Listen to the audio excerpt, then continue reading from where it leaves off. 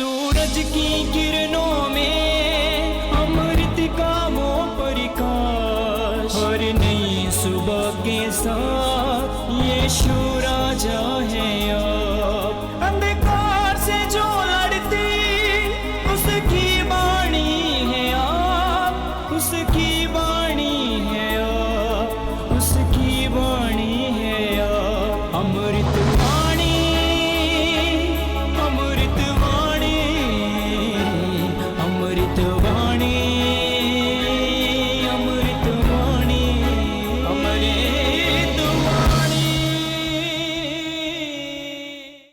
पहला पाठ नबी ईसायास का ग्रंथ, अध्याय 58 पद संख्या 9 से 14 तक। यदि तुम अपने बीच में से अत्याचार दूर करोगे, किसी पर अभियोग नहीं लगाओगे और किसी की निंदा नहीं करोगे, यदि तुम भूखों को अपनी रोटी खिलाओगे और पदलितों को तृप्त करोगे, तो अंधकार में तुम्हारी ज्योति का उदय होगा और तुम्हारा अंधकार दिन का प्रकाश बन जाएगा। प्रभु निरंतर तुम्हारा पथ प्रदर्शन करेगा, वह मरुभूमि में भी तुम्हें तृप्त करेगा और तुम्हें शक्ति प्रदान करता रहेगा। तुम सिंचे हुए उद्यान के सदृश बनोगे, जल स्रोत के सदृश जिसकी धारा कभी नहीं सूखती। जब तुम पुराने खंडरों का उद्धार करोगे और पूर्वजों की नींव पर अपना नगर बसाओगे, तुम चार दीवारी की दरारें पाटने वाले और टूटे फूटे घरों के पुनर्निर्माता कहलाओगे।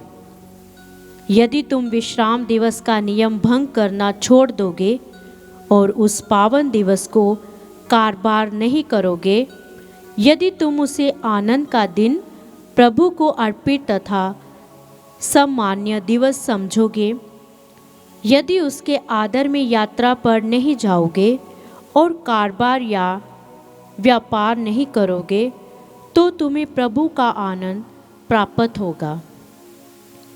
मैं तुम लोगों को देश के पर्वत प्रदान करूँगा और तुम्हारे पिता याकूब की विरासत में तृप्त करूँगा। यह प्रभु का कहना है। यह प्रभु की वाणी है। ईश्वर को धन्यवाद। भजन अनुवाक्य। हे प्रभु, अपना मार्ग मुझे दिखा, जिससे मैं तेरी सच्चाई पर चल सकूं। हे प्रभु, अपना मार्ग मुझे दिखा, जिससे मैं तेरी सच्चाई पर चल सकूं। हे प्रभु, मेरी प्रार्थना सुन, मुझे उत्तर दे। मैं दरिद्र और अभागा हूँ, मेरी रक्षा कर।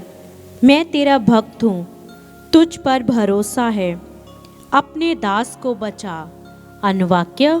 हे प्रभु, अपना मार्ग मुझे दिखा, जिससे मैं तेरी सच्चाई पर चल सकूं। हे प्रभु, तू ही मेरा ईश्वर है, मुझ पर दया कर।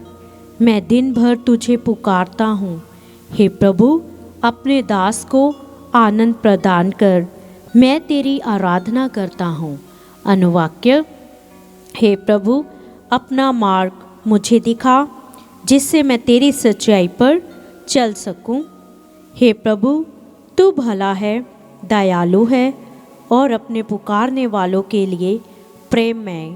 हे प्रभु, मेरी प्रार्थना सुनने और मेरी दुहाई पर ध्यान देने की कृपा कर। अनुवाक्य। हे प्रभु, अपना मार्ग मुझे दिखा, जिससे मैं तेरी सच्चाई पर चल सकूं। जय घोष।